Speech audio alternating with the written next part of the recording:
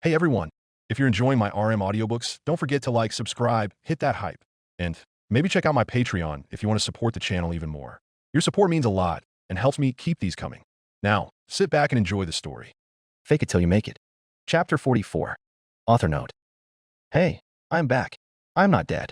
I do apologize for the unannounced hiatus. Been busy with life, work, and probably playing FGO, HSR, and some. Finally got some more time to finish off the chapter. Raiden Stray X, Bell won't need to be in his Bella form for any female heroic spirits, he will just use the weapons as he is.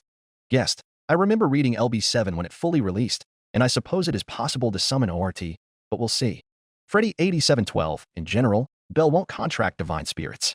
As far as I'm aware, a high servant doesn't necessarily need to involve divine spirits, so those ones may be possible. I already have an idea on what Bell be using against the Juggernaut, so. And concerning beast servants, it is possible, but it'll need Bell to be broken. Full Metalxtava, I'll keep that ability in mind. But bear in mind, Bell isn't Shiro. Beowulf 43, making a grail, is a can of worms I really don't want to open right now, ha ha ha. Shinigami 200, Artoria doesn't have Avalon in her servant depictions, but she is known to have wielded it in life. Yes, I mean the right to use Avalon as Artoria. And I have never ever mentioned that he's inheriting a single class when he inherits a hero.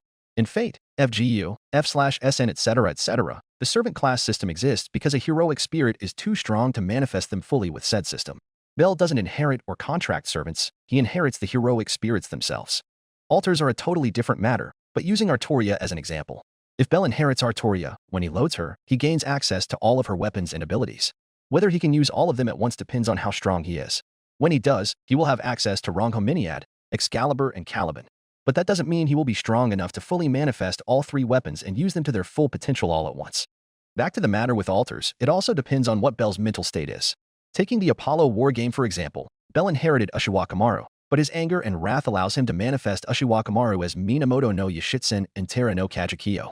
It'll be the same concept with altars, if he is ever pushed to that end. The Kaiser Drekken, glad you liked my depiction of Gawain here, with how short it is. Richard the Lionheart is someone I will definitely include in the future, with one fight that I will definitely use him for. Hint hint. But yes, I agree that Bell and Richard are similar. Artur who? Glad to hear you like it. As for Fate and Ghost, yeah, it can fit. Honestly, I was considering an FGO/Kamen Rider FIC, leaning towards Blade, but Ghost is definitely a possibility. Anime Fan 13579, I see what you mean with the altars. Artoria Alter is essentially Artoria as a tyrant, but still the same person, but Gene Alter is a totally alternate version. In that sense, I'm not 100% sure how it is in canon, but here let's consider them a part of the package. It will still depend on Bell's mental state, so if he is pushed to the point where he cannot maintain a mental state that can conform to that heroic spirit's normal form, he might use their alter forms. As for Artoria, oh yeah, he would definitely inherit them all. But like I answered to Shinigami 200, it will depend on how strong Bell's body is for if he can use all those abilities all at once. To Gawain, in the dungeon it wouldn't matter because Gawain's numeral of the saints depends on the time and his exposure to sunlight. But let's say he does fight on the surface with Gawain, then yes, that would be tricky. Alpha 02 Fury 97, I hate to disappoint you, but King Arthur will be a while. Axel Allen, Bell won't die to the Juggernaut. The flashback won't happen, just so you know. I tend to not include flashbacks for things we already know. Perseus is 2004, the status updates are not meant to be like DanMachi's, mainly because I always found the rankings of the abilities to always be funny. So what I've been doing here is that the ranking e.g. S, A, B, C are like a level, a grade. The numbers are more like EXP points for that rank. Pokemoria, I could have skipped Lily's arc, but well. Ivan 006159, glad to see you like it. Here's a new chapter. Joe, glad you liked the Kentucky part. Anyways, here's the newest chapter. Triple X.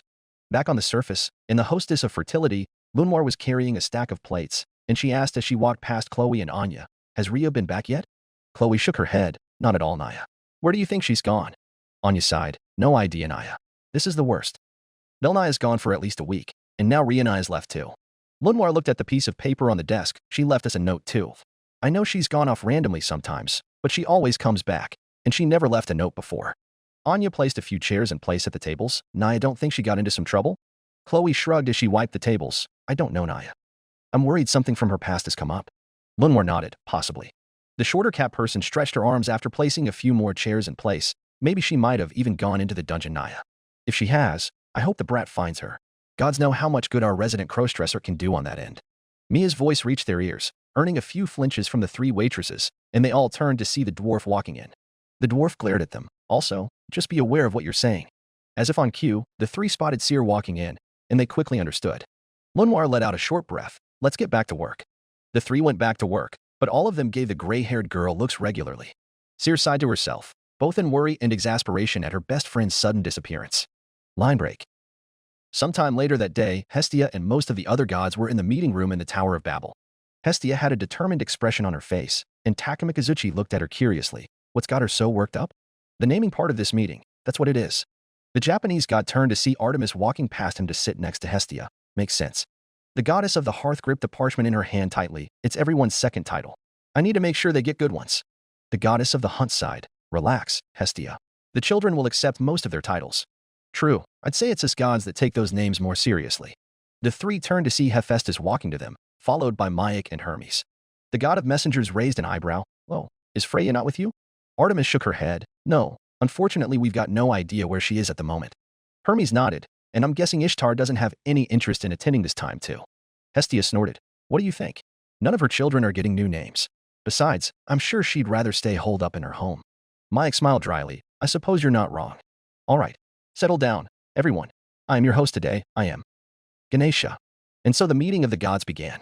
After a while, the naming ceremony had begun, and Ganesha nodded in satisfaction. All right, it is settled then. Welfkratso from the Hestia familia will be now known as Ignis. The Hindu god of wisdom grinned at Hestia, a grin that the Greek goddess of the hearth knew she didn't like. Now, the next one is a big one. We have Bel Cranel from the Hestia familia, also known as the heir to the throne of heroes. Almost immediately, everyone exploded. White cheater. Hestia immediately exploded. He's not a cheater, damn it. Marry me, Belkuin. Wedding bells. Mare and cream. Hey, take this a bit more seriously. King of heroes. Rejected. That name is too fast for him. Hermes chuckled as he raised his hand. I've got a suggestion, if I may. Everyone quieted down as they looked at the god of messengers, and Artemis raised an eyebrow. And what would that be? Hermes smiled. Ghost liner. Belcoin is the heir to the throne of heroes, no? Plus, it also fits the color of his hair. Hephaestus hummed. That is true. It is very fitting considering his abilities and status. Everyone muttered in agreement, and Ganesha chuckled. I guess we are in agreement then. Bel Cranel will henceforth be known as Ghostliner. Line break. Meanwhile, back in the dungeon on the 18th floor, the Hestia Familia members were camping outside of the adventurer's town with equipment summoned from Bel's treasury. Welf sighed in satisfaction as he downed a glass of juice from a golden mug. By the gods, we need to do this more. Daphne sighed in exasperation, the powers of a great king, reduced to being used to summon drinks and living equipment. Cassandra smiled awkwardly, but none of them were not enjoying the comfort from the summoned items. Bel chuckled. Hey, we have access to all these things. Might as well put them to use. I'd rather not have Babylonia's treasures go to waste when it can be put to use. Lily nodded in agreement, agreed, and it'll save us on our funds too. Rivera is not the best when it comes to prices. Aisha snorted. Of course not. Normally we'd come down prepared, but thanks to what happened before, well. Haraheim looked at Bel. Speaking of which, Cranel-sama, how are Livis-sama, Dormal-sama, and the others? Makoto nodded. I'm curious as well. The captain of the Familia nodded. Pretty sure they're being treated at the infirmary in Rivera. I'm planning to visit them again later. The Amazoness nodded in understanding. Okay, I'll probably hit the bar too while we're here. Aisha looked at him. But before we do, I want to get something out of the way. Everyone looked at her, and Lily asked, what is it, Aisha-sama? The Amazoness spoke. I know we just came back from a pretty annoying expedition, but all things considered, we're not that worse off. In fact, I think we came back with nearly 0 losses. Welf nodded. True, we only used like maybe 2 or 3 magic swords in total, and we didn't have to use too many potions. Lily nodded. That is true. Our supplies are still good. Aisha nodded. That's right. So where I'm going with this, are we going to keep pushing? Bel hummed. I see. Makoto nodded in understanding. Right? Beldano wanted to challenge the Amphisbaena before. The Amazoness nodded. Exactly. By all means, if everyone is up for it. We're good for a boss raid, and if my estimations are right, we'll make it right when it respawns. The boy nodded in understanding. I definitely want to try my hand at fighting the Amphisbaena. It'll be a good chance to test out using Gawain's powers. Daphne nodded. I don't think it is a bad idea too. Personally, I'd like to see how much our familia can go, but given what happened recently. Makoto spoke up. I think it'll be a good idea. Welf hummed. Then it's settled. Yeah? We'll rest up, then head on down to the 27th floor, and we'll have a go at the floor boss. Bel nodded. If everyone is good and rested, we'll go tomorrow evening. Later that day, Bel was in the infirmary, and he stood in front of Luvis' bed. How are you feeling, Luvis-san? The elf smiled. Much better, thanks to your help. Bel looked at the other beds, where Dormal was sitting while most of his party members were asleep.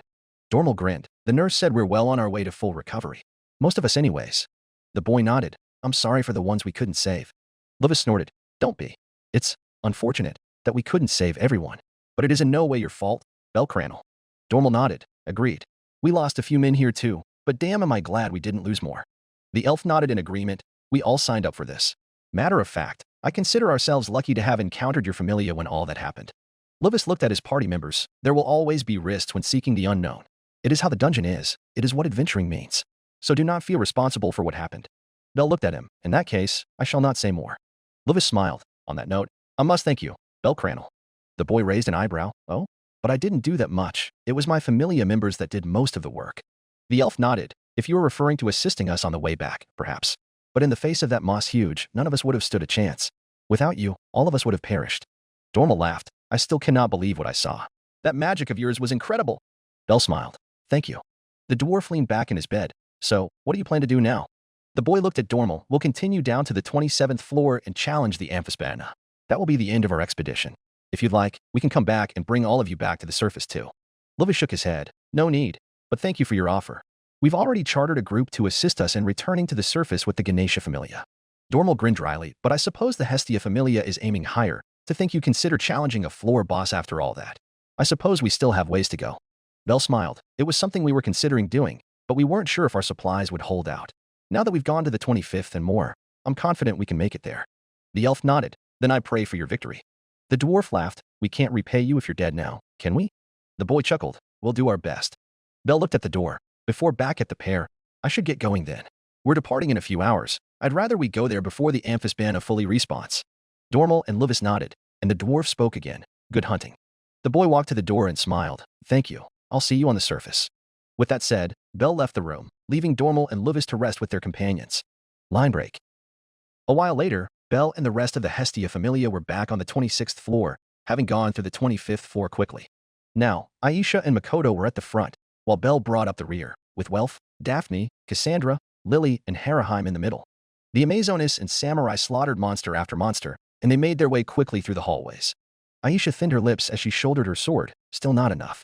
She didn't look back, but she could easily picture Bell tearing through the monsters in half the time it took her and Makoto. No, Aisha needed to do more. Makoto sheathed her blade, noticing the look on her friend's face. Aisha Dano. The Amazonas didn't respond, instead seemingly glaring at the darkness in front of them. Makoto patted Aisha's shoulder. Aisha Dano, are you okay? That snapped the Amazonas out of her musings, and the woman nodded. Yeah, I'm here. The samurai asked, with worry evident in her eyes, should we swap to the back or the middle? Aisha shook her head. No need. Let's keep going.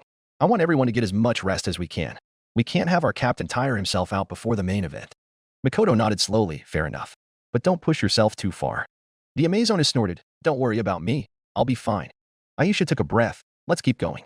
Makoto studied the Amazonas for a brief moment before she nodded. Understood. The samurai looked back at the others and gave them a thumbs up before they all continued moving through the dungeon floor. Soon, they neared the exit of the caverns back to the Great Falls. As they walked out of the caverns back to the cliffs, Lily spoke. Just to make sure everyone is on the same page, we'll be entering the entrance to the 27th floor, the bottom of the Great Falls. Everyone nodded, and Daphne looked at Bell. How do we want to do this? The amphispana, from what I've heard, can move between floors. That means we can technically stay on the edge of the 26th and fight it here. Aisha shook her head. Don't. The amphispana only ever stays in the water, but it tends to use that to flood adventurers. The Amazonas looked at Bell. We'll most likely need either range attacks or ice magic to create footholds. Welf nodded. I have that covered. The boy stared at the cliffs. Yeah, that'll be a good idea. As they neared the cliffs, the floor started to tremble as if in response to their presence. Aisha clicked her teeth in annoyance. Guess we're out of time. Daphne looked at Bell. How do we want to do this? Bell? Bell looked down the cliffs as the water level on the bottom started to rise. Welf, can you make some space for me? The blacksmith drew an ice magic sword. Whenever you're ready. Bell nodded. Aisha, can you keep the others safe? Just in case other monsters appear. Lily asked, are you going to fight it alone, Bell-sama? The boy nodded. I want to test the waters, see how much I can do alone. Makoto nodded. Very well. We'll keep our distance for now. The floor shook vigorously as the water surged out from the bottom, and they saw it. The giant two-headed serpent at the bottom of the 27th floor.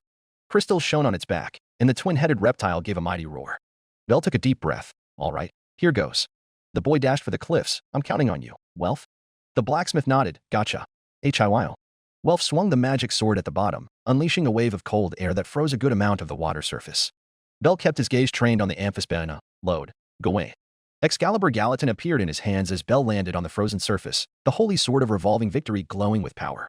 Bell kicked at the frozen surface, pushing himself forward as he enveloped his body with the light of Excalibur Gallatin. The Amphispana roared as it saw the lone adventurer charging it, and it flailed, its left head unleashing a huge blast of blue flames at the white hero.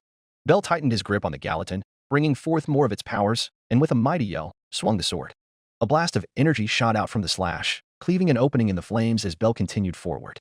The boy leaped up from the ice and encased the holy sword in flames before swinging it at the monster Rex, sending a wave of flames.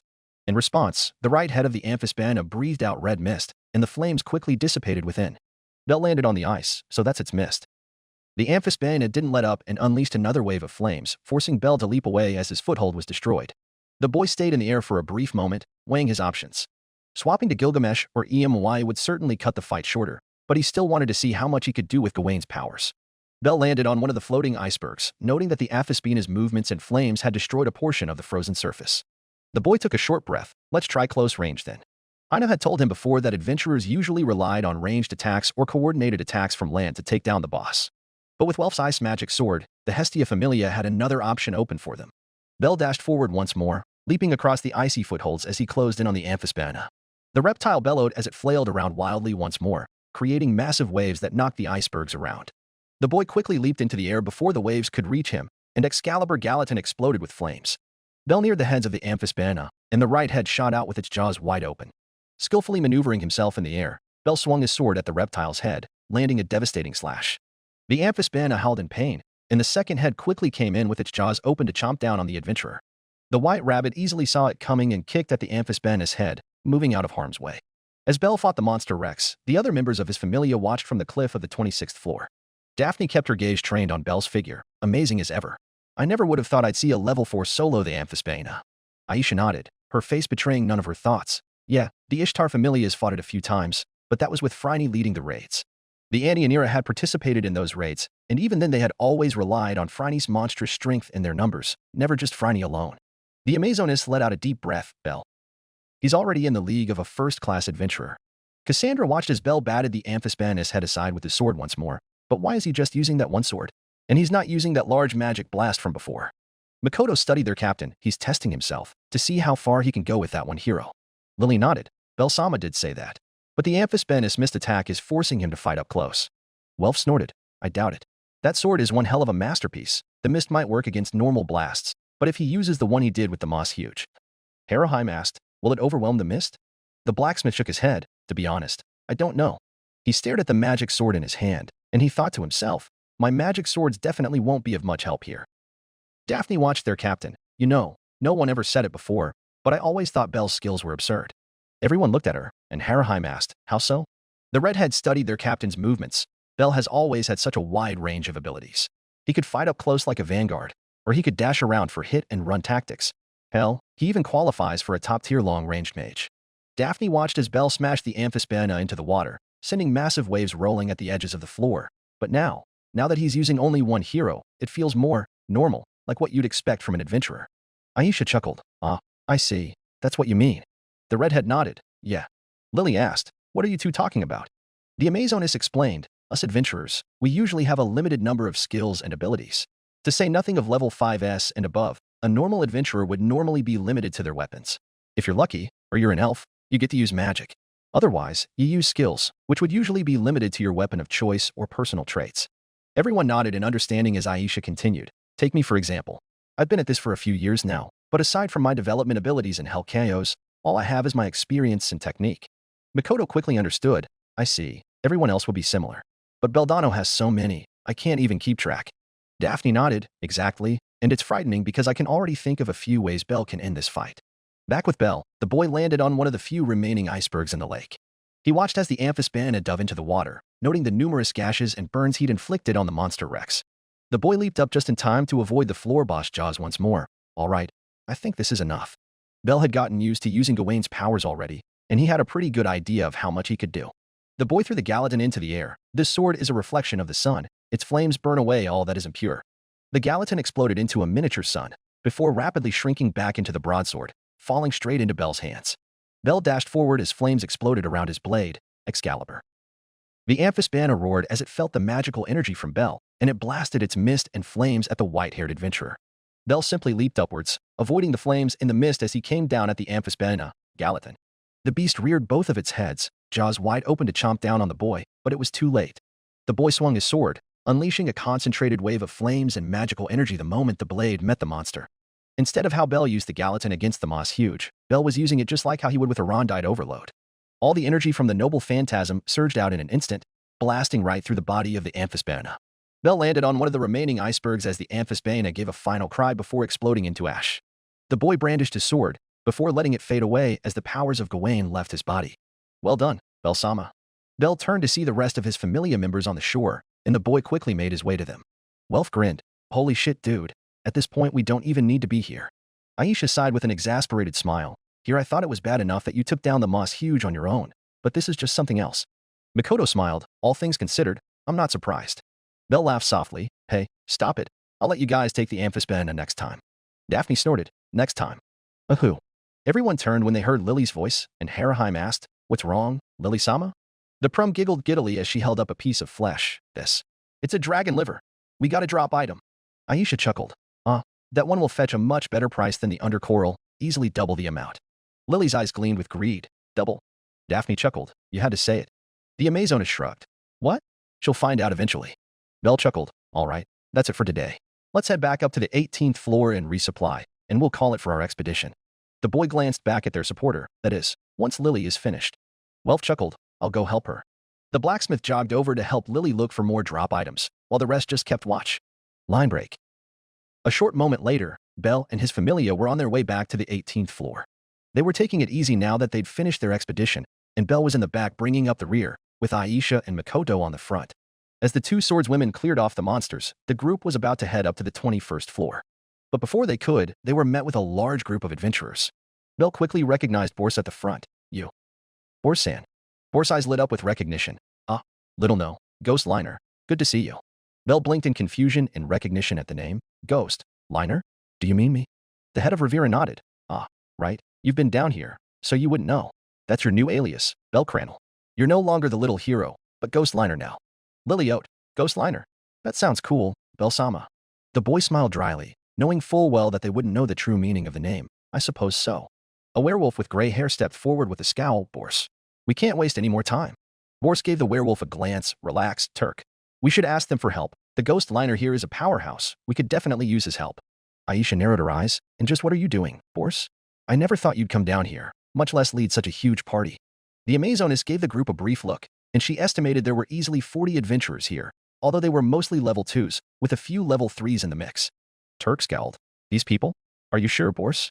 Bors nodded. Definitely. Belle Cranel here is a level 4, and so is Andy and Ira. It'll be good if we had their help.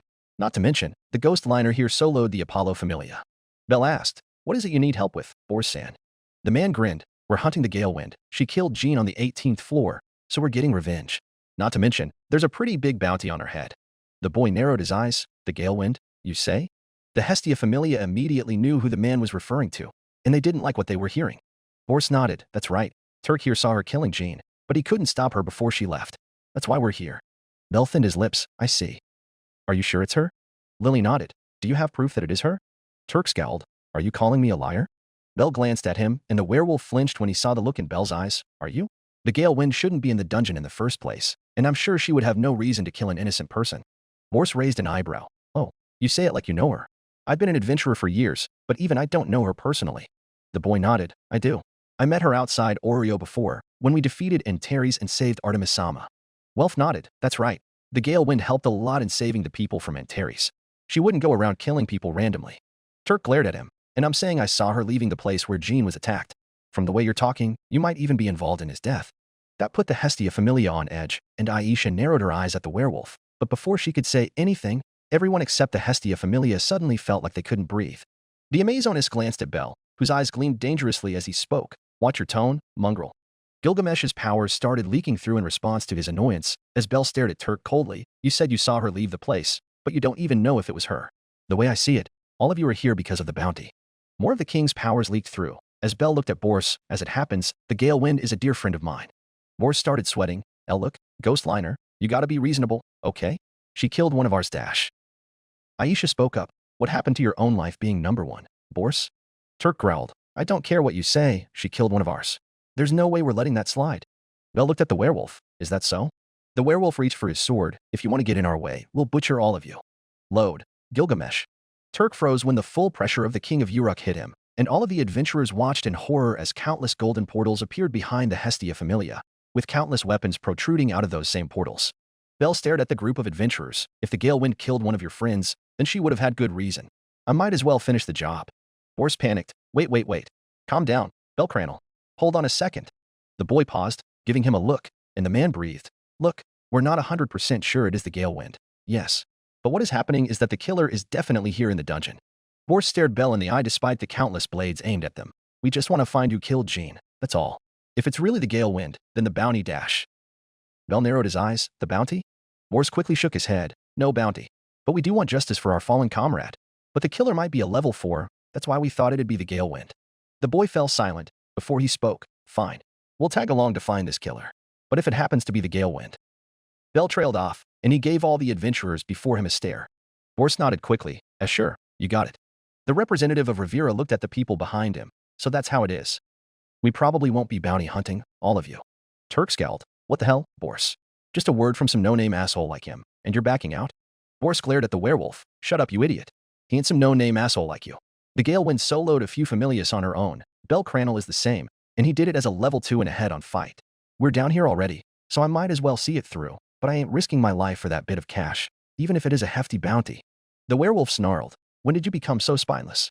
The head of Rivera narrowed his eyes at Turk. Watch it. We're doing this because Jean was one of us, and because you insisted.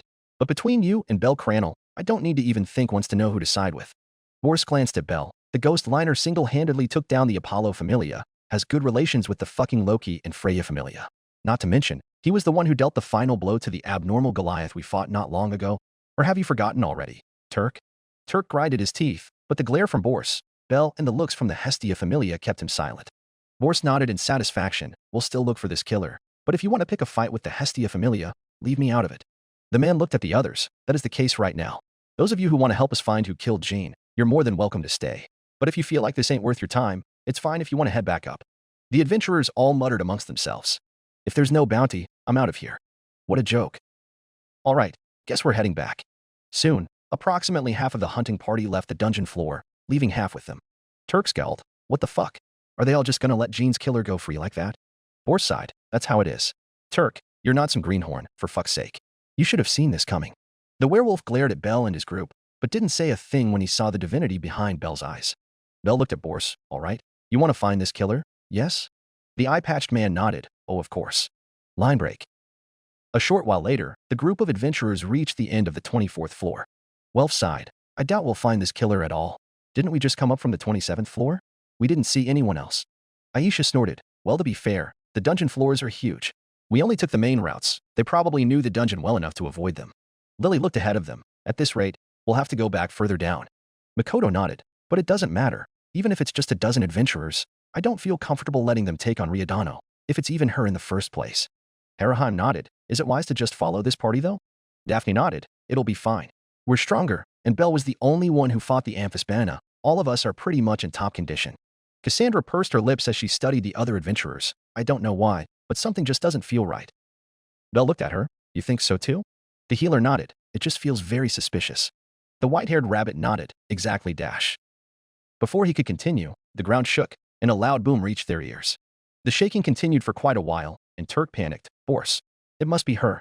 A random adventurer yelled. That came from below us. Boris clicked his teeth in annoyance. All right, we better hurry then. The group of adventurers rushed for the entrance to the 25th floor, and Bell narrowed his eyes as he watched them run. The boy took a deep breath. Guys, can I ask all of you something?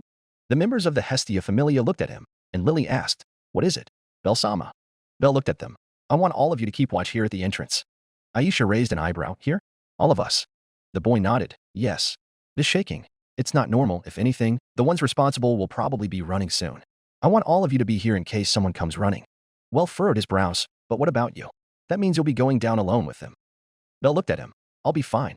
But if it is Ryu-san, if it's really her. Daphne sighed. We know. You'll probably have to fight them, won't you? The boy nodded. Boris-san and the others aside, that werewolf was suspicious, and I don't know if he'll have allies down there. Aisha sighed. All right, we'll keep watch. If that elf is indeed down there, just be careful. We might be close, but you never know what can happen. Bell nodded again. I understand. The boy turned to see the group of adventurers vanishing down towards the 25th floor, and he took a breath. All right, let's go. Line break. After catching up to the rest of the group, Bell spotted Boris and his group gathered near the cliffs leading to the Great Falls. The boy asked, Boris-san, what's wrong? The eye-patched man noticed him. Ghost Liner, there you are. Bell approached them, noting that Turk and a few men were watching him. Is something wrong? Boris hummed. Those tremors we felt earlier, we heard them, and it sounds like they're coming from the 27th floor. The white-haired hero raised an eyebrow. The 27th floor? Boris nodded. At least that's what we're guessing. Unfortunately, the floors from here are great if you want to hide, so we were thinking of splitting into 2 or 3 groups. Turk spoke up. We should have at least a few people stay back and watch this route, in case she does come up. Bell spoke up. We have that covered. I'll be joining you on the way down, but the rest of my party will watch this place. The werewolf scowled, but nodded begrudgingly. That works. We can have more people join the hunt then. Boris nodded. Good. Then we'll split into 2 groups. I don't care who goes with who, as long as we have even numbers. He paused, before adding, on that note, Ghost Liner, I'm coming with your group. A few adventurers looked at the man in exasperation, but Bell didn't care much. That's fine. Soon, the group of adventurers were split evenly into 2 groups, and Bell glanced at his familiar members who stayed near the exit. The boy took a deep breath and turned back to the group, before joining them to enter the lower floors once more. XXX. Author note. That's it for the chapter. So Bell has now joined the hunt to look for Ryuu, and we'll be seeing the Juggernaut really soon. Chapter 45. Author note. Hey, I'm back. Rowan Silvera. Bell is definitely being influenced by the heroic spirits. I've had that happening since Season 1. The more heroic spirits Bell inherits, the more his personality changes, but his base desire doesn't necessarily change. Cody White 162. Not sure if I will deliver, but here it is. XXXXXX. Bell and his group moved through the dungeon quickly. Most of Boris' men were not weak by any means, and their teamwork allowed them to take down any monsters with ease. Bell jumped in once in a while, but even then he didn't do much. Now, the group were facing a horde of light quartz, the monsters sending out blasts of energy at them. Boris and his men all took cover, and the eye-patched man spoke. All right, we'll wait for those lasers to end, and while they recharge, wait Ghost Liner. What are you doing? Before he could finish, he spotted Bell walking out into the opening. Load. Gilgamesh. Multiple golden portals appeared behind him, and the adventurers barely caught a glimpse of the weapons that protruded them, before all of the light quartz exploded into ash. One of Boris' men commented, so that's what would have happened if he didn't hold back earlier.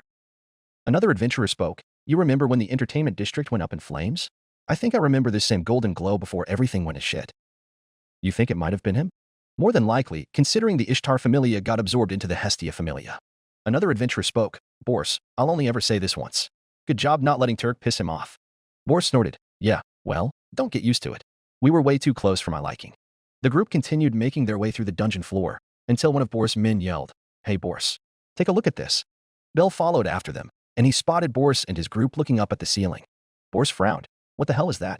The white-haired hero stared at the giant hole in the ceiling. That hole. It's new. Boris nodded. The dungeon's not repairing itself yet, so more than likely. That means whatever did that is still on this floor then. The eye-patched man sighed. Yep, I'm not risking my life staying here any longer. Boris looked at everyone else. If we had a bounty to hunt, that'd change things. But as of now, I'm calling an end to this search. It's too risky to keep going. If anyone feels that we should keep going, I'd like to hear it. The adventurers all spoke amongst each other, but no one objected. Boris nodded in satisfaction. Good. He looked at Bell. That's how it is. Ghost Liner. I know you're strong, but I'm not risking our lives to look for the gale wind like this if there's something down here doing that. Bell nodded in understanding. It's fine. Boris grinned. Glad to hear it. Honestly, I hate to leave Turk and his group here, so we'll keep an eye out for him as we head back up. The white-haired adventurer opened his mouth to speak more, but before he could, the familiar sound of someone singing reached his ears.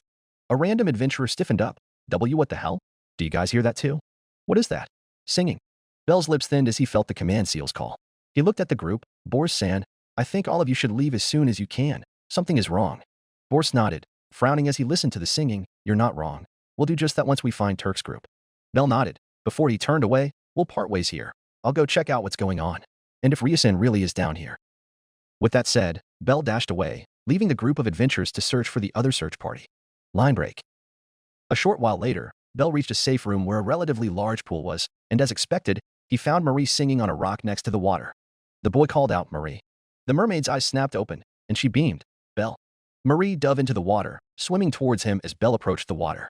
Before the boy could react, he found the mermaid throwing herself at him for a hug. Bell chuckled. Whoa, Marie. The mermaid tightened her arms around him until the boy noticed she was shaking. Belle asked, "Is something wrong, Marie?" The mermaid nodded. "Yes. There's something here. Something that shouldn't be here." The boy looked confused. "Something that shouldn't be here? What do you mean?" Marie shook her head, leaning her head into the young man's chest. "I don't know. I don't know what it is. It just showed up." Belle hummed, quickly remembering the giant hole in the ceiling. "Marie, do you know where it is?" The mermaid shook her head. "I don't know. They're hiding, but I can feel their presence." That caught his attention. "They? You mean there's more than one?" Marie nodded. "I don't know how many, but yes." Belle sighed. "But still, you didn't have to sing. It's dangerous, especially if someone else came instead of me." The mermaid looked down, "But I didn't know if the seal would really work." The boy smiled. "Okay, what's done is done. At least I found you first." Marie smiled. "Yep." Belle went to lower her into the water. "Marie, is your usual room not safe?" The mermaid shook her head. "No, it is. But I just wanted to find you. I've had the calmer monsters keep an eye on all the adventurers on these few floors until they found you." That surprised him. "Wait, you can do that?" Marie smiled and nodded. "Yep, only if they're calmer though. I can't get through to the angry ones." Belle hummed. "Marie, I know it's dangerous, but did those monsters see an elf with a green coat down here?" The mermaid tilted her head in confusion. "An elf with a green coat? I think so. Why?" The boy looked at her. "Can you tell me where she is?" Marie hummed. Before she nodded, "I can try." The mermaid turned before she dove into the water, giving a loud yell underwater. Soon, she received some feedback from the monsters nearby. Marie resurfaced. "I found her. Belle. She's chasing after a few adventurers. They're moving very quickly, but I'm sure we can catch up."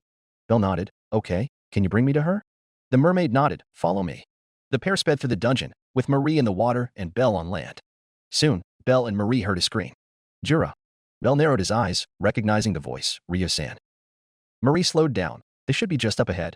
Belle." The boy nodded. "Thank you, Marie. I'll find you again once this is over. For now, just stay safe." The mermaid nodded. "You too. I want to see you with everyone else." Belle smiled. "We will." With that said, the boy dashed ahead, the sound of more screams, this time from another person, reaching his ears. Belle thinned his lips, making his way towards the source of the noise, until he found a few men flying across the room, slamming into the dungeon walls. Belle frowned, but didn't stop as he continued running forward until he saw the familiar green coat at a distance. The boy breathed. "Load. Achilles." The powers of the Greek hero filled his body as he shot forward with a burst of speed. "Ryuu-san." The elf's eyes widened in shock at his voice, and she turned back to see him chasing after her. "Why? Why are you here?" Rhea gritted her teeth before she turned back and hastened her pace, much to Belle's confusion. The boy frowned and increased his speed too, and as he did, he noticed some adventurers trying to stop Rhea, only for the elf to bat them aside with her wooden sword. Belle narrowed his eyes until he spotted a one-armed cat person running for his life at a distance. The elf and the boy quickly caught up to the cat person, and Belle watched as Rhea kicked him into a wall. The cat person cackled in pain. "Fuck. I thought Turk rounded up a huge group of adventurers. They were supposed to be around here by now." Rhea glared at the cat person darkly. "It's over, Jura." Jura noticed Belle stopping some distance behind, and his eyes widened with relief. "Be Belle Cranel. You have to save me. Please." The elf narrowed her eyes, aware that her fellow waitress was behind her. "Stay out of this, Belle." The cat person looked at him pleadingly. "Please. She's crazy. She took out a lot of my friends. You're down here with Turk's group, right?" Rhea glared at Belle, almost painfully. "If you want to save him, I'll cut you down, even if it's you, Belle." Belle spoke. "Load. Imawai." He glanced at Alv's Lumina, trace on. With that one chant, Belle saw everything from the memories of the wooden sword, and he looked at Jura. "I see. So that's what happened, Rhea-san." Jura yelled. "What are you doing? You have to take her down." Belle slowly walked to stand beside Ryo. "You're one of the ones who killed the members of the Astria Familia. I have no reason to stop her from killing you." Rhea's eyes widened in surprise. "W what?" The boy smiled. "I took a little peek, Rhea-san. Besides, if I didn't hear wrong, Jura here tried to round up the adventurers at Rivera to take you down." Jura gaped. "W what?" Belle stared at the cat person. "Unfortunately for you, none of them will be coming. The moment they told me they were hunting for her, I sent half of them packing, and the others just decided to ditch the hunt not long ago." The elf stared at him in surprise. "Belle." The cat person stared at him in shock. "Why, you mean to tell me you took down half of them?" Belle raised an eyebrow. "What? Of course not. I just convinced them, that's all." The white-haired adventurer summoned his spear. "Unfortunately for you, Rhea-san is very important to me. I can't just let some random dude get a bunch of people to hunt her down, even more so if it's you." Jura gritted his teeth. "Turk. That useless piece of shit." Rhea let out a breath before she stared at the cat person. "It's over, Jura." The cat person growled before he chuckled. "Guess no plan survives contact with the enemy. But my dear lion, did you forget?" Jura drew a long whip, and he swung it at the pair, forcing them to back away. "I'm a tamer, baby." The ground shook, And before they knew it, a pair of giant snakes smashed through the dungeon walls, one curling around Jura, while the other put itself in front of Belle and Ryu. Belle looked at the holes in the walls. I see, so those things made those holes. Ryu nodded. Lanterns, they're giant monsters that can tunnel through the ground to move between floors. The young man thought about the monsters Ein had taught him for their expedition. Do they usually appear on these floors? The elf shook her head. No, not usually. They're usually found in the deeper floors. Jura grinned. I brought them here. The close familia had some caged up in Gnosis. It was a pain to get them out after we lost control over that bloody maze, especially with those fucking talking monsters in there. But it was totally worth it. Bell thinned his lips. As far as he was aware, the Xenos were still mapping out Gnosis for when he couldn't take control. That meant there would have been some caged monsters hidden in the maze even after they seized control. The tamer smirked. Now get him, my pets. With that one command, the two lanterns pounced at Belle and Ryu, the two swiftly moving out of the way. Ryu breathed. Belle dash. She was cut short as she realized the boy didn't hear her and had instead dashed straight for one of the lanterns. Belle wielded Diatricon Aster Lank, thrusting it straight at one of the lantern. To both Jura and Ryu's surprise, the spear landed a sizable gash on its body. The boy clicked his teeth in annoyance. The scaly nature of the lantern's body had diverted his thrust just enough to avoid the fatal strike. But before he could do it again, the second lantern reared its head at him, swinging down in an attempt to crush him. But Belle was quick to react, as he quickly moved out of the way before landing a devastating kick that sent the lantern crashing to the ground. The boy widened his footing, set, Dromius Comets. Belle triggered the noble phantasm of Achilles, and he disappeared into a streak of white and silver, striking at one lantern constantly. Jura growled, get up and help. The second lantern roared and tried to pounce at Belle, only for Ryu to strike it away with her wooden sword. The cat person growled, damn it. Go underground. He swung his whip, and the lantern Belle had been striking drilled its way into the ground. Ryu yelled, Jura. The elf dashed forward, her sword poised to strike the cat person, earning a frightened scream from him. But before she could close in, the lantern she had struck away suddenly appeared before her, slamming its head into her and sending her crashing to the ground. Before she could skid further across the ground, the elf found herself in Belle's arms, the boy having dashed back to catch her. Ryu nodded in appreciation. Thank you, Belle. Belle nodded as he helped her to her feet. Guess going for the owner is not going to be easy. Jura grinned as the lantern curled around him. They're smart, yeah? And have you forgotten about the second one? The two adventurers quickly jumped away just before the lantern could chomp them down as it burst out from the ground below. Belle breathed, his mind racing as he instinctively started going for Gilgamesh's powers. But the moment he did, time stopped for him. Really, the king of heroes again? Surely you could have tried reaching out to someone who is known for slaying snakes. Belle quickly recognized who had reached out to him, and he chuckled. Unfortunately, I didn't have much time to think. The voice snorted. Well, I suppose that can be forgiven. But you'd better use my powers to slay those snakes. Belle smiled dryly. Is it not beneath you for me to use your powers for two lowly snakes? The voice scoffed. Well, I got tired of waiting. Besides, not everyone can wait for you to face a situation that is fitting for their legends. This will do. Belle chuckled. I suppose so. The voice nodded. Good. Now let's get started. From this day forward, I am thou. Belle finished, and thou art I. Thou hast acquired a new vow. Thy body shall serve under mine will, and mine fate shall be thy sword. The two lanterns reacted to the rise in magical energy around Belle, and they quickly started moving towards him. Ryu dashed forward. Belle? The boy moved as he continued chanting, let an oath be sworn here. I shall attain all virtues of all of heaven. I shall dispose of all evil of all of hell. The two lanterns pounced, but Belle kicked one of them away, while Rhea slammed her wooden sword into the other. If thou dost accede to this will and reason, then answer my call. Belle saw the life of a Japanese prince who'd killed men, kings, and gods alike. A prince who wielded a sword retrieved from the Yamata no Orochi. A prince who lost his wife to quell the anger of a sea god. Come forth from the rings of restraint, O protector of the balances. Belle locked onto one of the lanterns, load, Yamato Takaru. The powers of Achilles left his body, and those of the Japanese prince filled his body, as the disguised Amino Workumo no Tsurugi appeared in his hands. Belle breathed, before he dashed forward, the divine waters swirling around his sword as he swung in a wide arc. The swing unleashed waves of water that blew the two lanterns away. The boy stared at the two monsters calmly. Ryu-san, please keep your distance. I'm ending this now. The elf glanced at him for a brief moment, before nodding, okay. She backed away, as Belle raised his sword once more, the divine waters glowing and swirling around the sword, before parting away to reveal the true form of the Amino Workumo no Tsurugi. The divine aura of the sword was not lost on the two other adventurers, and Jura panicked. What the hell is that? Ryu just watched on in awe as Belle held the sword with both hands, the divine water and the blade glowing as the waters swirled up above the boy. The white-haired hero chanted, "Oh, sacred water, trickle, flow, rush to the seas as a star." The waters started swirling around violently, before settling into the violent form of 8 serpents above the boy. Then, all 8 serpents curled into a bundle of water and energy. Set, Hakidodo. Belle swung the sword downwards, unleashing all of the energy in a single swing, sending it rushing at the two lanterns. Jura snapped out of his stupor when he realized what Bell was doing. Shit. Lanterns. Dive. He was a step too late, as the blast of water and magical energy swallowed the two snake monsters, before blasting straight through the walls of the dungeons. Jura gaped, but before he could speak, the blast of magical energy exploded, blasting through the ceiling. Bell brandished the divine sword in his hands, before coating it with the divine water again. The boy approached the cat person. It's over, Jura. Jura kept his eyes trained on the holes in the walls and ceiling Bell had created, before he started cackling. Over, you say? You have it all wrong, Bell Cranel. This is just the beginning. Rhea narrowed her eyes. What are you talking about? Your monsters are gone. You have no friends left to help you. The cat person chuckled, before he reached into his pouch and tossed an orange spherical object onto the ground. I was but a distraction, lion. The pair backed away when they recognized what the man had thrown onto the ground, but Jura snorted, don't worry, I won't detonate this thing here. Fortunately for you, I still have something I have to do. He smirked at Ryo, but lion, you should know why I have this here, yeah? The elf's eyes slowly widened in realization. What? No, you dash. Jura's smirk widened. Oh, I did. As if on cue, the ground shook violently, and Jura laughed. Yeep, there we go. My boys just ignited every blaze rock they had. He looked at Bell. I must thank you, Bell Cranel. Your magic helped us too. See, this area, the Great Falls, is seen as a single floor by the dungeon. Bell narrowed his eyes. A single floor? Jura laughed. That's right. Everything is shared. As luck would have it, damage is shared too. The white-haired hero didn't like what he was hearing. What does that have anything to do with this? The cat person grinned. See, while our cute little elf here was busy chasing me, I had my boys lay down every blaze rock we had on all the floors in this area. So now, the dungeon will mistake it as a single floor getting dealt a shit ton of damage. Rhea's eyes were filled with fear. No, you can't have dash. The cat person smirked at her expression. Yes, I did. I summoned despair, my dear lion.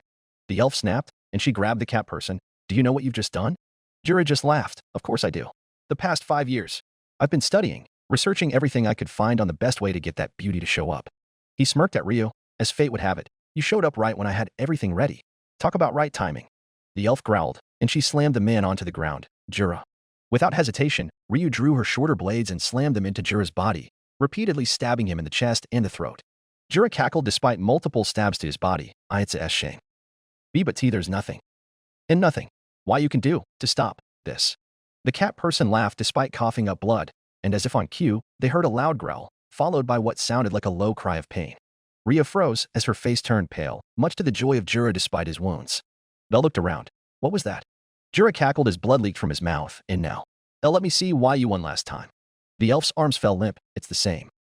Bell blinked in confusion. Ryu-san. Ryu didn't hear him, instead looking at the ceiling. It's the same. That thing. The boy patted her on the shoulder. Ryu-san, are you okay? The elf flinched, before she remembered where they were, and she turned and grabbed Bell. Run. The boy was surprised by her outburst. Ryu-san. Ryu began hyperventilating. You have to run. Now. I can't lose you too. Jura cackled beneath them painfully. It's too late. Too late now. The ground started shaking, before the three saw the ceiling crack open, and Jura's grin widened. There. Rhea's eyes widened with fear as she saw the red glowing eyes from the cracks, and no. Bell narrowed his eyes, before he quickly remembered what he had seen from Al's luminous memories, and he realized what was happening. So that's what's going on. The crack in the ceiling grew, and its entire body fell into view. Jura cackled as he took in the sight of the monster. It's been too long. Rhea panicked as she saw the pitch-black body of the monster, and the juggernaut opened its eyes as it landed on the ground on all 4 feet. The reptilian monster lashed out at the vulnerable elf, but before it could hit her, Bell grabbed her and pulled her to safety, letting the juggernaut crush Jura's body. The boy let Rhea go, letting the elf fall to her knees as they faced the juggernaut. Ryu-san, stay here. The elf flinched. What? Bell, you can't dash. Bell looked at her, and he smiled confidently. Don't worry, I won't lose. Your nightmare. I won't let it happen. With that said, Bell dashed forward, the disguised Minomoru Kumo no Tsurugi in his hands. Bell. The juggernaut roared as it swung its claws at the boy, but Bell was ready, and the divine sword danced to meet the swipe. The two traded slashes once more, and Bell backed away before swinging his sword to send a wave of water at the monster. As the blast of water closed in on the juggernaut, the monster didn't bother evading, and instead, a barrier formed around its body, taking the blast head on before sending it back at Bell. In response, the boy simply raised his sword, letting the divine waters reabsorb the blast of water. I should have known. Any form of magic was absorbed and reflected back at the source. He had known that much from reading the memories from Al's Lumina. As Bell traded blows with the juggernaut, Rhea watched in shock and awe at how the younger boy was keeping up with the monster. She knew Bell had grown stronger than her, but to see him keep up almost effortlessly with the monster that killed her entire familia was something else. Rhea glanced at the remains of Jura's corpse before she looked back at the fight, watching Bell push the Juggernaut back with his divine sword. Watching the water dance around Bell as he fought the Juggernaut, it reminded Ryu of Elise when she fought the Juggernaut all those years ago. Both of them held a special place in Rhea's heart, and whilst Elise had wielded flames, Bell used water. It was as if she was watching an alternate version of the fight all those years ago. The scene before her was very familiar, too familiar that it almost hurt her to watch. Yet just like before, the elf couldn't find it in her to help. Shame welled up in her, and Ryu couldn't help but look down at her shaking hands. Back with Bell, the young man landed on the ground after dodging another swipe from the Juggernaut's tail. The White Rabbit hummed as he deflected yet another strike. The Juggernaut was fast, periodically moving faster than Bell in short bursts, and its strikes were also strong. But for Bell, who was used to the speeds of humanity's fastest hero, he could keep up easily despite being slightly slower. The boy dashed forward, the disguised Amenomura Kumo no Tsurugi blocking every swipe from the Juggernaut's claws and tail. Leaping into the air, Bell extended the divine water to form a cage around them to the surprise of the monster. Then he started blitzing between each water pillar, using them as footholds as he struck at the Juggernaut's limbs. Each strike left a large chip and crack on its shell-like body, and the Juggernaut roared in pain as Bell continued his onslaught. Soon, the boy finished his barrage, ending with a devastating downward strike to the head, sending the Juggernaut crashing into the ground. Bell backed away, letting the divine waters part to reveal the true form of the Amenomura Kumo no Tsurugi. He had seen what Elise had done to pry open the Juggernaut's magical resistance. Back then, the redhead couldn't finish the monster, but Bell didn't have the same problem. The boy breathed as he watched the monster regain its footing, spirit of wrath and destruction, thou shalt perish by my sword. The Juggernaut roared as it felt and saw the rise in magical energy around Bell, and it stormed forward in an attempt to stop him. The skies, the land, the seas, storms, flames, come forth, O powers of nature. The Juggernaut closed the gap between itself and Bell, its claws poised to strike, but Bell was more than ready. By now, the boy was glowing with divine energy, and he weaved between the claws of the Juggernaut, positioning himself right under its abdomen. In a swift thrust, Bell stabbed his sword right into its stomach, set, Amenomura Kumo no Tsurugi. A burst of divine energy exploded from the sword, blasting straight through the Juggernaut. The blast ended as soon as it started, and Bell let out a deep breath, letting the divine construct fade away as he released his hold on Yamato Takeru's powers. Bell turned towards Ryo. Ryo-san, are you okay? The elf didn't respond, but instead simply stared at Bell in shock. You defeated it. The white-haired boy smiled. Yeah, we have nothing to worry about. Jura is dead, and that monster is gone too. Everything is over, Ryo-san. Ryo started shaking, and Bell looked confused. Ryo-san. Tears welled up in Ryo's eyes. I can't believe it. Bell. The white-haired boy opened his mouth to speak, but before he could, a deafening growl and cry reached their ears. Bell tensed. What? Line break. In Aurena's chamber on the surface, the primordial god of the sky snapped his eyes open. No. Fells, who was standing near him, looked at the god. What's wrong, Aurenas? The god clenched his fists. A disaster has spawned in the dungeon. It's ignoring. No, it's rejecting my prayers altogether.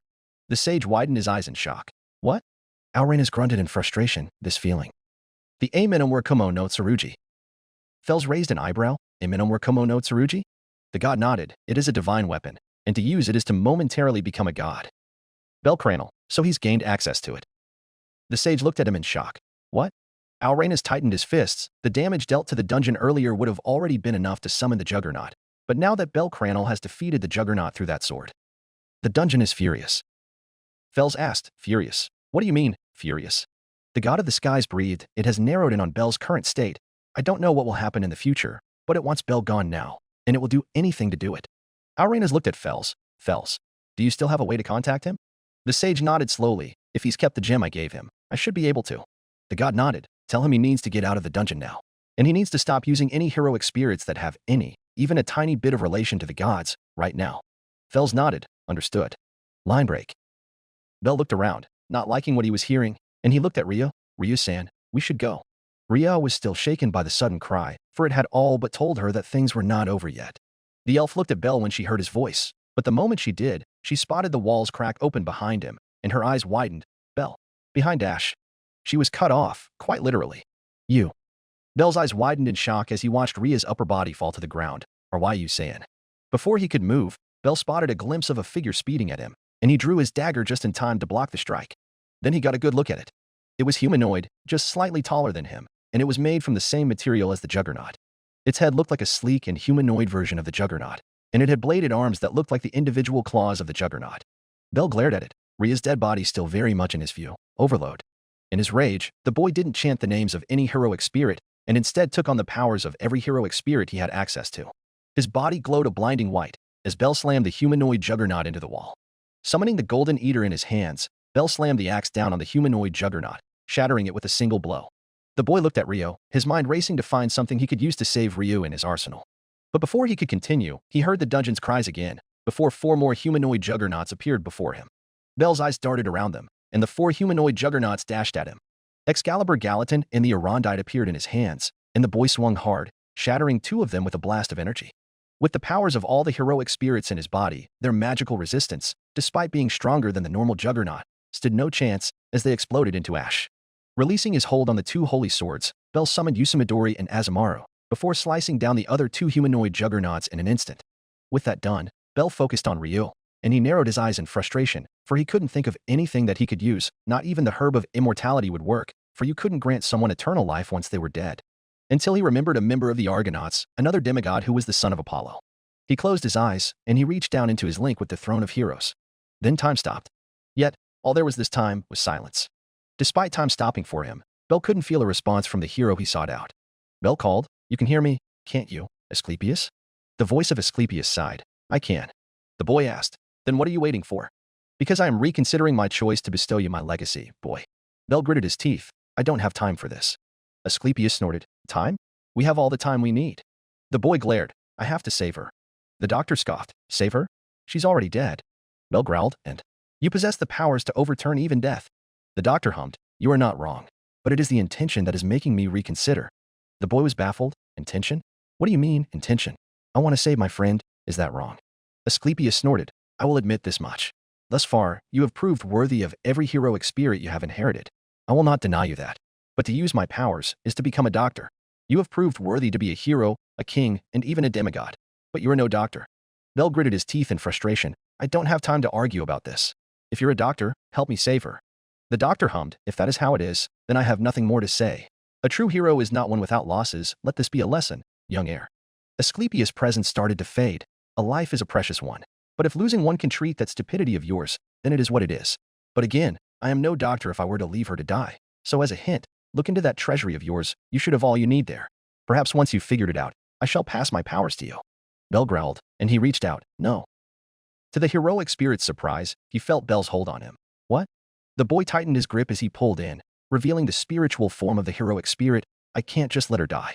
Asclepius stared at him coldly. "I had hoped you would prevail, to understand what it means to save a life as a doctor. Yet in your desperation, you seek to force your way through." He closed his eyes. "Very well. If that is how you wish to do things, then so be it. But beware, once you start, there is no going back." Bell glared at the doctor. "Enough." Asclepius scoffed and disappeared, this time wordlessly yielding his existence to the boy. Time resumed for Bell, and he looked at the 2 halves of Ryu's corpse. Load. Asclepius. The powers of the Greek doctor entered his body, and Bell focused on the memories he had gotten. Set. Artemis Agnos. The blessing of Artemis filled his body, and Bell summoned the Gorgon's blood and numerous ingredients from the gate of Babylon. Set. Resurrection fraught Hades. The ingredients and his magical energy all swirled together to form a sphere of red liquid, and Bell willed it to coat around Rhea's body. Soon, the 2 halves of Rhea's body reconnected, and she stirred. The elf groaned as she opened her eyes. "Be Bell? What? What happened?" Bell sighed in relief. "Rhea-san." Rhea sat up, noting that Bell was glowing bright white. "What? Where's that monster?" Before she could speak more, she found Bell's arms around her. "You're all right now." The elf blinked, and she looked around, spotting the destruction around them, and she remembered. Rhea remembered falling to the ground, not being able to feel her legs the moment she saw the monster appearing behind Bell. She looked down. She could still feel the phantom pain, despite it fading quickly. "Bell, did you?" Before she could speak, the dungeon cried again, and it summoned 4 more of the humanoid juggernauts around them. Bell reacted the moment he felt their presence, so it's not done yet. The Amen Amurakumo no Tsurugi appeared in his hands, along with the Arondite. In a flash, Bell took all of them down, to the surprise of the elf. Rhea gaped. "I couldn't even see him move." Bell winced and breathed heavily as he felt the strain of using Asclepius' noble phantasm and taking on all of his heroic spirits, offloading a few to lessen the strain. The moment he did, Fell's voice reached his ears. "Cranel. Bell Cranel. Can you hear me?" Bell blinked, and he reached into his pouch to take out the gem Fells had given them before. "Fells-san, is that you?" Fells sighed in relief. "Finally. We finally got through." The boy asked, "What's wrong, Fells-san?" "You need to get out of the dungeon now, and get everyone you can find to get out too." This time, it wasn't Fells who answered, but Aurena's voice. Bell blinked. "Aurena-sama." The god spoke urgently. You've done something I didn't expect. Bell Cranel. You've used the powers of a god, and the dungeon is not happy. It will do whatever it can to kill you and those around you. You need to avoid using divine powers for now. The boy thinned his lips. All right, we'll leave immediately. Arenas nodded. Please, when you do, we need to talk. XXX. Author note. Done. So we have Yamato Takaru and Asclepius here, albeit the latter reluctantly. That basically ends the Juggernaut arc, if you can even call it that. Because of how strong Bell has become, he can probably handle even the 37th floor with Ryuu, and the lack of supplies won't matter, so I just straight up skipped it. So yeah, that's it for now. Chapter 46. Author note. Hey, I'm back with a new chapter. Arturhu, what Asclepius said will come in later down the line. So look forward to it. Alpha 02 Fury 97, here's another chapter. Unfortunately, I've been busy with life and work, so it's a bit hard to pump out the chapters like I used to when I first started the story. Goonies 117. I mean, considering in canon the Juggernaut to Bell and Ryuu to the 37th floor, here Bell is strong enough to take it down, hence they don't go down. Timpson, the idea was that Bell could have found something in the treasury if he looked hard enough. The Gate of Babylon is said to have every treasure in the world, so Asclepius intended for Bell to learn what it meant to truly save a life. If not, then Ryuu's death would have been a lesson for him. Hailstorm 76, thank you, here, have another. XXX. The journey back to the surface had been relatively quick and uneventful. All of the Hestia Familia had been accepting of Ryuu, and despite having a few unhappy adventurers from Rivera, Bell had silenced them, and instead ushered them to leave the dungeon for now. After that, the Hestia Familia and Ryuu all made a beeline for the surface. Now, they neared the exit of the dungeon, and all the while, Ryuu kept her eyes on Bell. Now that they had time, the elf was certain that she had been cleaved in half by the humanoid juggernauts, yet she was still alive. Another thing that had caught her attention was Bell. Even on their way back, he was on edge, snapping at the adventurers in Rivera a bit too easily. The elf pursed her lips, remembering how he had taken her side against Jura and even defeated the Juggernaut. Ryuu had been afraid of losing the young man to the Juggernaut, yet not only had he won, he had more than likely brought her back to life. Ryuu-sama, is there something wrong? Haraheim's voice tore her out of her musings, and the elf jumped. Why yes. Ryuu realized everyone had turned to look at her, and the elf's face reddened. Sorry, it's nothing. Bell raised an eyebrow, if you're sure. Soon, they reached the exit for the dungeon, and Welf asked, so, what do we do now? Bell breathed, all of you head back and rest up, fill Hestia-sama and Artemis-sama on what happened. I'll go to the guild. Aisha asked, you sure? I can do that for you. All of us are actually at full capacity except for you. The white-haired boy nodded, it's fine, there's something I need to do there too. The rest of the Hestia Familia shared a look, and Welf spoke, if you're sure, let us know if you need help though. Bell nodded. Before he looked at Ryuu, Ryuu-san, are you going to head back to the hostess? The elf nodded. Yes, no doubt Mamma Mia will be mad though. The boy smiled. Sounds like her all right. I'll see you later there then. Actually, we'll need her to come along too. Fell's voice reached their ears, and everyone turned to see the sage walking out from the shadows.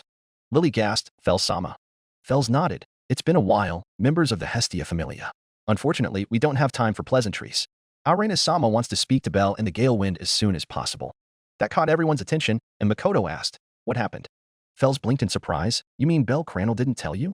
That turned everyone's attention to Bell, and the boy breathed out, no, considering what was going on, I didn't have the time. The sage hummed, before he nodded, very well, now if you would please, follow me. Bell nodded, of course. He looked at Ryuu. I guess you're coming with me, Ryuu-san. The elf nodded, I suppose so. Daphne spoke up, maybe we should come along, Bell. The Familia captain shook his head, no, it'll be fine. If anything happens, I'll let you know. And don't worry about reporting to the guild. I'll handle that part too. We can just exchange our magic stones later. With that said, Bell and Ryuu left with Fells, leaving the rest of the Hestia Familia to go home. Line break. A short walk later, Bell and Ryuu found themselves in Aurena's chamber. The primordial god of the skies regarded the pair. Welcome, Bell Cranel, Ryuu Lion. Bell lowered his head, Aurena-sama. Ryuu followed suit, but didn't say a word. The god studied the pair. First of all, it's good to see the both of you back alive and safely. Aurena's glanced at Ryuu when he said alive, something that didn't go unnoticed by the three present. Bell nodded. Thank you. The god nodded. Before he spoke, the reason I wanted to speak to you as soon as possible, Ghostliner, is about one of your newest heroic spirits. Bell hummed. Yamato Takaru, I presume? Aurena's nodded. You of all people should understand what using the A Minamura Kumo no Tsurugi means. The young man sighed. Yes, I suppose using it in its truest form. No, using it altogether in the dungeon wasn't wise. The god nodded. Glad to know you were in agreement. Bell asked, am I in trouble? Aurena's closed his eyes, before he shook his head. No. It was fortunate the Juggernaut spawned where you were, even more so when the dungeon summoned enhanced subspecies of it too. You dealt with them all swiftly and returned to the surface. Aside from those responsible, there were no other casualties. He looked at Bell firmly. The dungeon has since calmed down, and I must admit you have done well for what it is. Bell nodded in understanding. Thank you. Alrain leaned into his seat, but I hope it wouldn't be unreasonable to ask you to not use that sword in the dungeon ever again. The boy nodded. No, it's not. Bell breathed out. All right, I'll promise not to use those powers in the dungeon, whenever possible. But in the case my friends and family are in trouble in the dungeon, all bets are off. The primordial god stared at Bell, and the boy simply held the gaze firmly. After a brief moment, Alrain nodded. Very well, that is not brings us to the second thing, Bell. The boy raised an eyebrow as the god turned his gaze to Ryuu. What is it? The god looked back at the boy neutrally. I felt the presence of Asclepius. Did you use his noble phantasm? Bell narrowed his eyes. If I say yes? Alrain sighed. I suspected as much. I will not speak more on that matter then. But I must warn you, Bell Cranel. You have attained power on par with the gods, unrestrained for that matter, and so are your feats and abilities. The boy asked, so you're saying you'll be keeping an eye on me? The god nodded. If need be, I will try to be as lenient as possible for now. You must not let the other gods know of your more recent heroic spirits. Bell snorted. That basically changes nothing. It's been that way ever since I inherited Gilgamesh. Alrain paused. Before he nodded. I suppose that much is true. Very well, do what you must. The boy nodded. Thanks. The god turned to Ryuu. As for you, Lion, I must extend my apologies. Ryuu blinked in surprise. Huh? Why? Alrain took a deep breath. Because we could do nothing to prevent the reappearance of the Juggernaut, nor the appearance of the new and stronger subspecies of the Juggernaut. Frankly speaking, if Bell Cranel had not been there, many lives would have been lost. The elf didn't know how to respond. I see. Ryuu's eyes widened when she processed his words. Wait, so, you knew about that monster? The primordial god of the skies nodded. Indeed, and I also know of the events that happened all those years ago, and the truth of the deaths of the Astrea Familia. The elf fell silent, not trusting herself to speak, lest she risk offending the god. The god hummed, not to mention, despite your past contributions with the Astrea Familia, we had to place a bounty to your name to keep the other gods away. Ryuu nodded. I understand.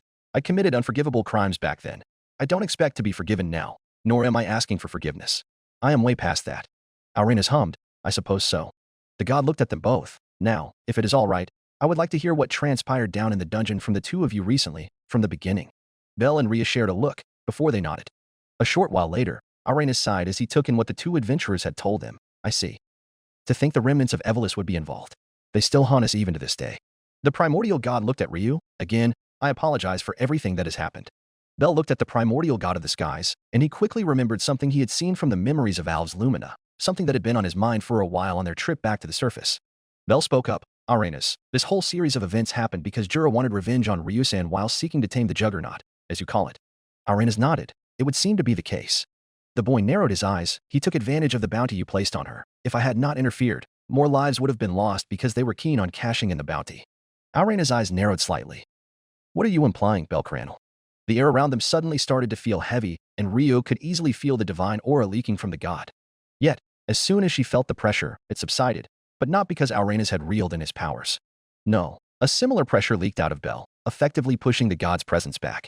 Bell held his gaze with the god. Ryuu has done a lot in her time as a member of the Astrea Familia, and I dare say she's done you a huge favor by cleaning up the city by killing those related to the Rudra Familia and Evolus.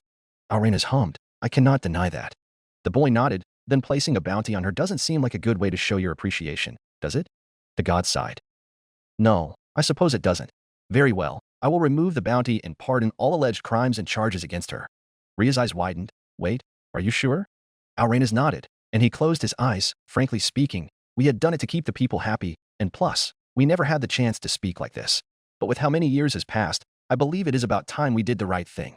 The god of the guild looked at the pair. I promise you this, Ryuu Lion. By tomorrow morning, you will be officially pardoned of all charges placed against you.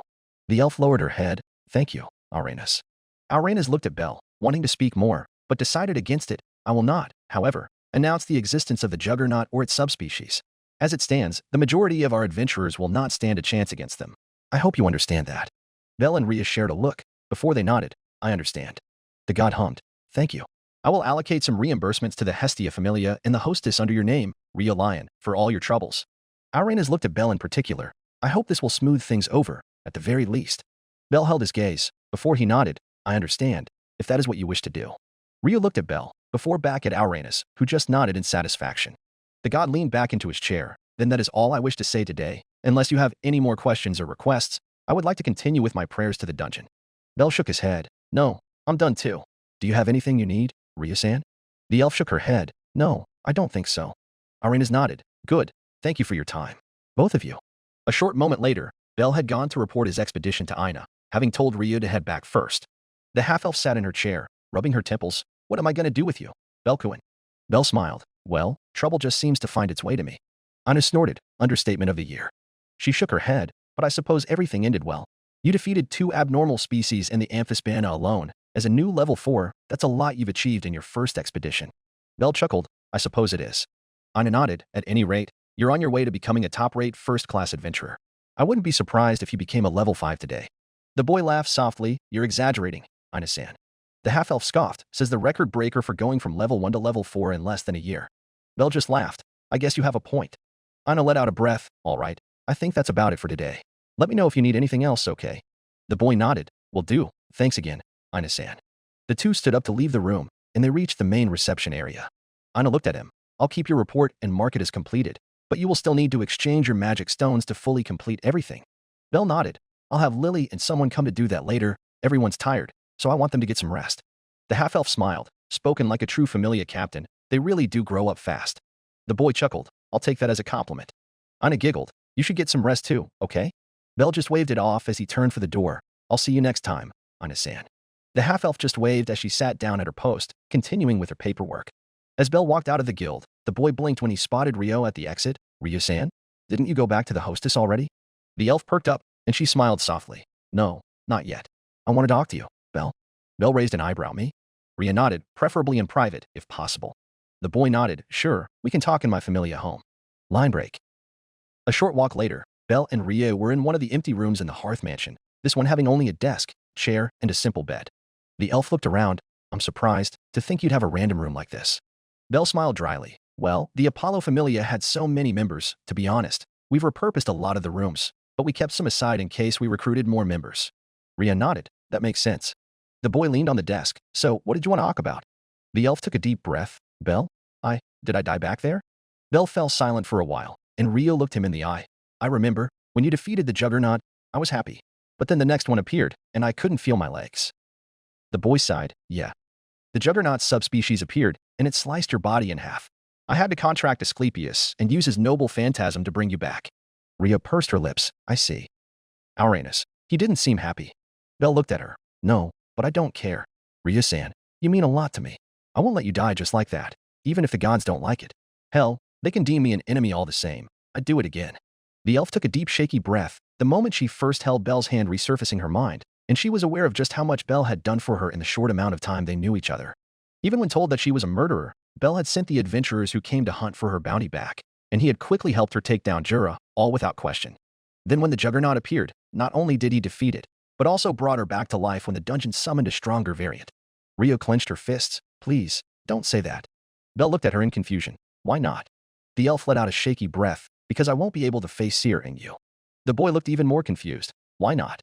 Ryuu's face reddened when she realized what she'd said. And no, forget it. She turned for the door, and Bell frowned, quickly blocking her from leaving. Ryuu-san, if there's something bothering you, you can tell me.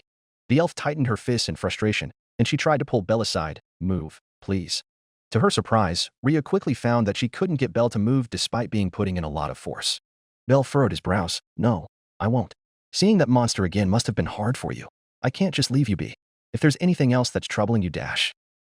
Ryuu snapped. And what exactly do you know about me? The elf froze almost immediately after she screamed, and she couldn't meet Bell's eyes. I'm sorry. Bell's eyes softened. It's okay, Ryuu-san. You can tell me. Ryuu took a deep breath. I can't. I can't do that to Syr. The boy asked, and what does this have to do with Syr-san? Ryuu looked away. Because Syr likes you. Bell blinked, and he blinked again. I see. But that doesn't answer the question. The elf's face heated up. Syr. Syr likes you a lot. You're the only person she's been so open with. The boy stared at her neutrally. And is that what's bothering you? Ryuu shook her head. No. It's not, but I don't want to hurt her. That's why. Bell quickly understood where this was going, and he spoke. What about you? The elf's eyes widened, exclamation point. The boy asked, what about you, Ryuu-san?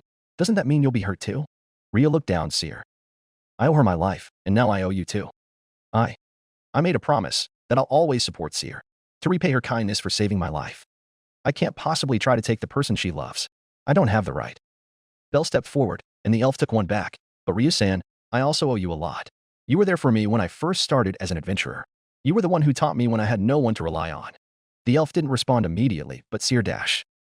Belle cut her off. Syr is a very important person to me, and I really do care about her too. But that's not who's in front of me right now. Ryu looked away, conflict evident in her eyes. I can't just. The boy didn't respond. He knew he was being cruel, but it also pained him to see Ryu so troubled. The elf took a deep breath, and for some reason, those accursed words Elise had told her all those years ago resurfaced her mind. Never let go of a man who can hold your hands. Ryu started. I was really happy when you took down the juggernaut. You're the first person aside from Syr that I was comfortable touching. You're the person I want to stand beside, the person I want to be with for the rest of my life. But Syr also likes you. Belle fell silent, taking in what was essentially a confession, and he started, Ryu-san dash. The elf cut him off. Forget it. I'm tainted, a violent, ugly elf. I've killed countless people for revenge. I'm broken. I don't deserve to stand by your side. It's Syr who should be dash. Belle cut her off. You're wrong. Ryu-san, you are beautiful. You're not violent. You're not broken. You're a normal person. Anyone would be mad and seek revenge when their family is murdered. You're an amazing person. Ryu froze. No, I'm not. The boy shook his head. No, you are. I've seen it, through the memories of Alv's Lumina. The elf's lips trembled. How? How will we explain this to Syr? Belle answered firmly. We'll just tell her the truth.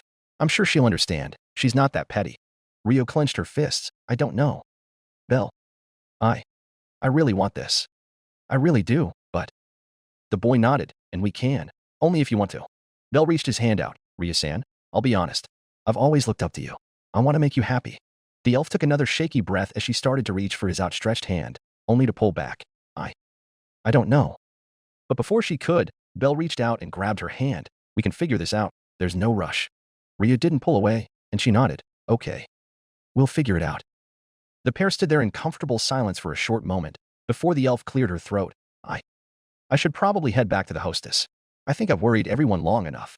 Belle nodded. Yeah, I'll drop by later to let Mamma Mia know I'm back too. Ryu nodded, before she reached for the door, this time Belle not stopping her. The elf hurriedly walked out, leaving to return to the hostess. After a short moment, Belle let out a short breath that escalated quickly. The boy went for the door, but before he could reach the door, he felt a sharp pain in his chest and back. Belle winced.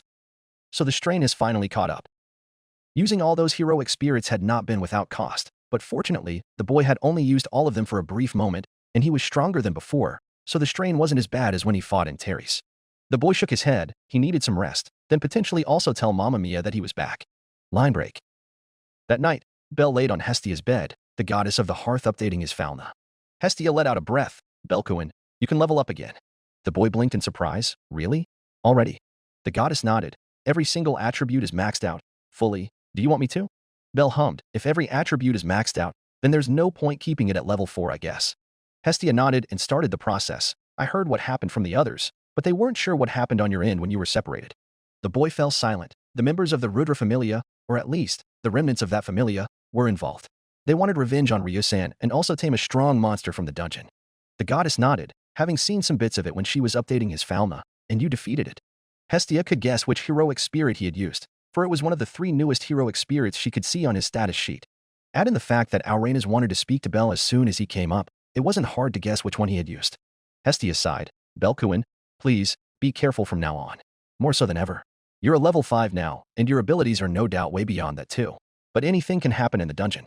Belle nodded, of course. The goddess nodded. All right, it's done. Here. Hestia handed him the parchment, and Belle took a quick read. Belle Cranel. Level 5. STR. I0. Ind. I0. Dex. I0. AGI. I0. Mag. I0. Magic. Heir to the throne.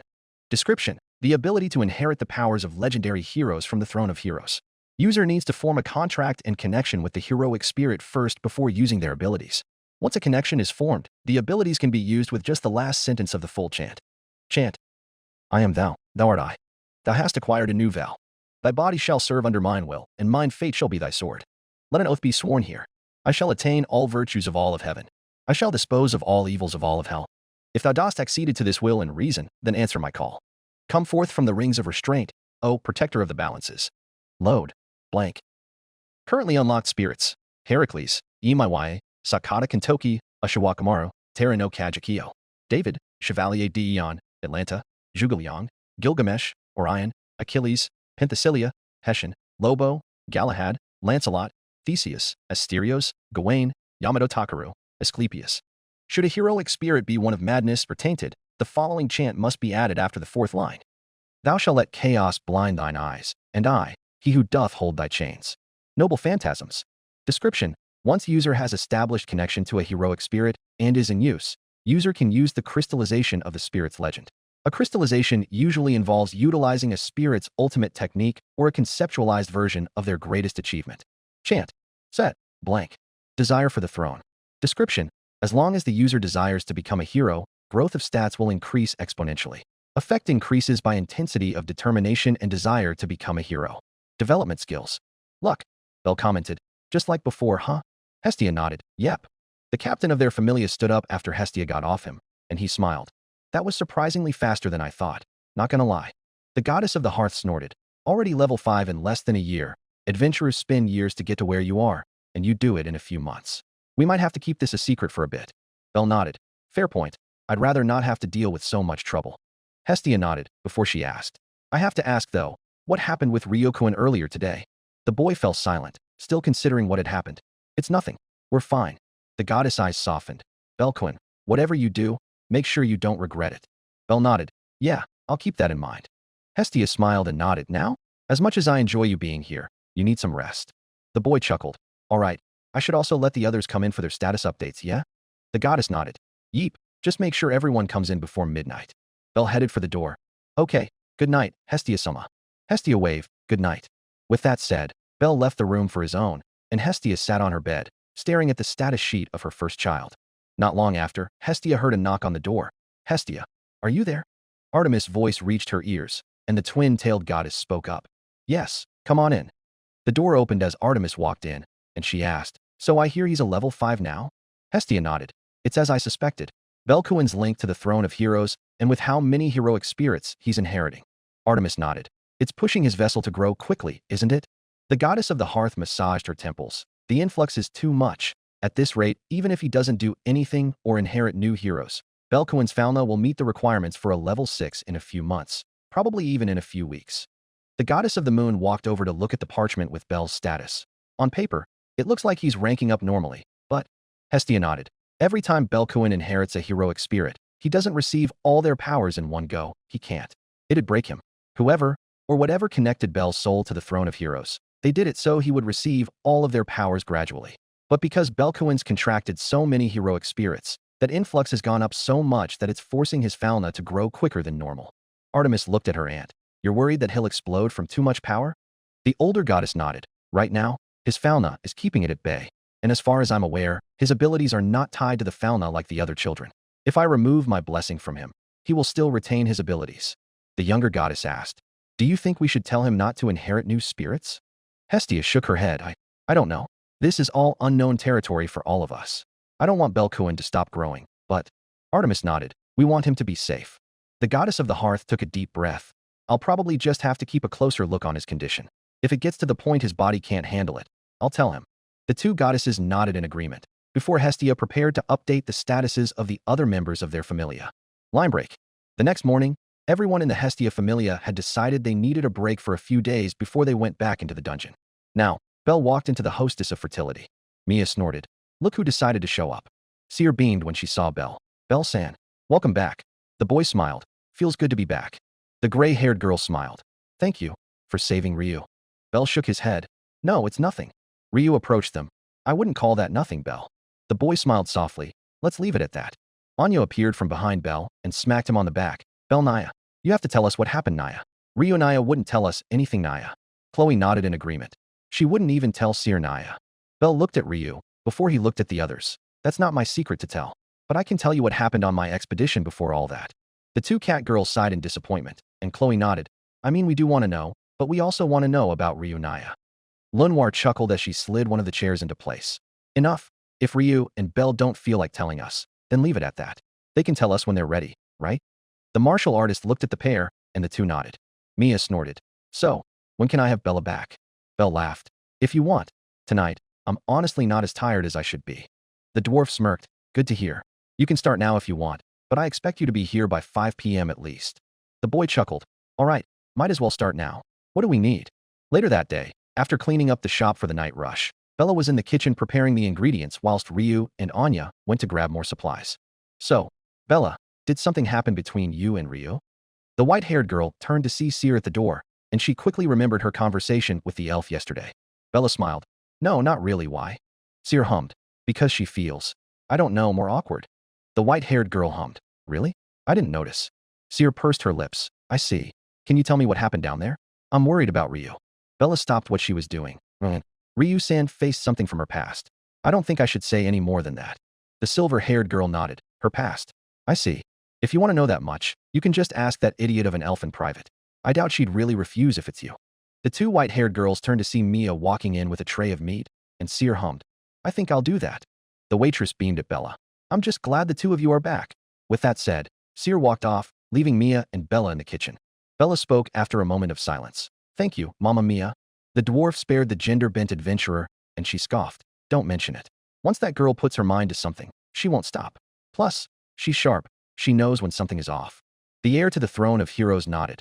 I'll keep that in mind. Mia snorted. I won't tell you what to do, just so we're clear. Bella chuckled. Wouldn't dream of it. The two continued working, and the dwarf asked, So, what floor did you reach this time? The younger adventurer answered, the 27th floor. The older woman nodded. Did you challenge the amphispana? Bella nodded. We did. We defeated it too. Mia hummed. Impressive. Bella nodded. It wasn't as tough as I thought it'd be. The dwarf scoffed. Say that in public. You'll have a bunch of angry adventurers up your ass.